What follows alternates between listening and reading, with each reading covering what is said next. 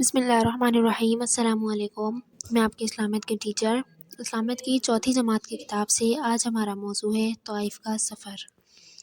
نبوت کے 10ویں سال حضرت خدیجہ رضی اللہ عنہا کے انتقال کے بعد ہمارے پیارے نبی صلی اللہ علیہ وسلم اپنے خادم حضرت زید بن حارثہ رضی اللہ عنہ کے ہمراہ پیدل طائف تشریف لے گئے۔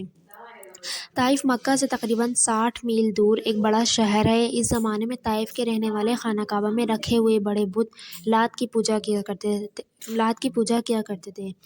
ابھی جو لات ہے یہ بڑے بت کا نام تھا، اس کی پوجا کیا کرتے تھے۔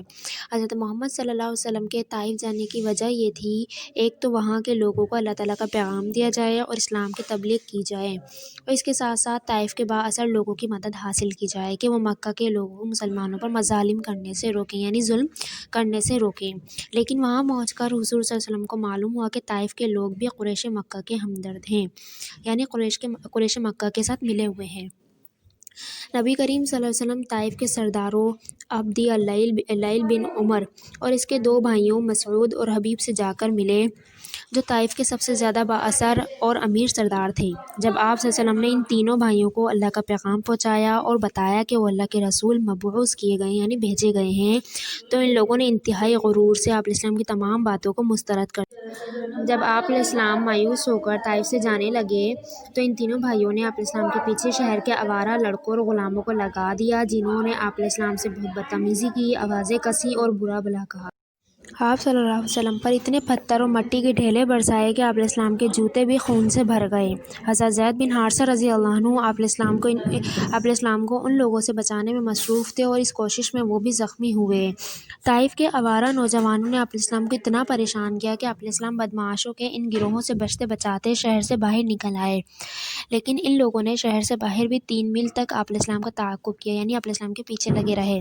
لیکن وہاں موجود ایک باغ میں آپ علیہ السلام کے پناہ لینے کے بعد، یعنی آپ علیہ السلام کے ٹھہرنے کے بعد وہ ہجوم واپس چلا گیا، یعنی جو لڑکے تھے واپس چلے گئے۔ باغ میں ایک دیوار کے سائے میں بیٹھنے کے بعد آپ علیہ السلام نے اللہ تعالیٰ سے مدد کے لیے دعا فرمائی۔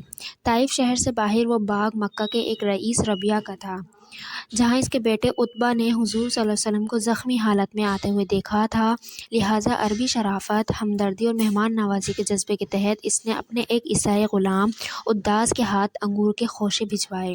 اداس نے ایک تھال میں انگوروں کے خوشے لے جا کر آپ علیہ السلام کے سامنے رکھ دیے۔ جب آپ علیہ السلام نے بسم اللہ الرحمن الرحیم پڑھ کر انگور کھانا شروع کیے تو اداس نے کہا کہ یہ جملہ جو آپ علیہ السلام نے ادا کیا اس شہر کے باشندے نہیں بولتے۔ آپ علیہ السلام نے اداس سے پوچھا، تم کہاں کے رہنے والے ہو اور تمہارا مذہب کیا ہے؟ اس نے کہا، میں نصرانی ہوں اور نینوا کا باشندہ ہوں۔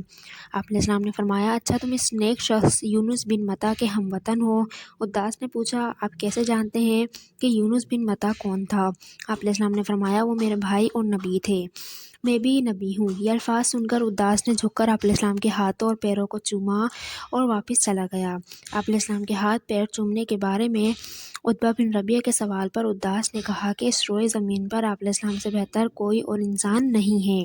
آپ علیہ السلام نے ایسی بات بتائی ہے جو صرف کوئی نبی جانتا اور بتا سکتا ہے۔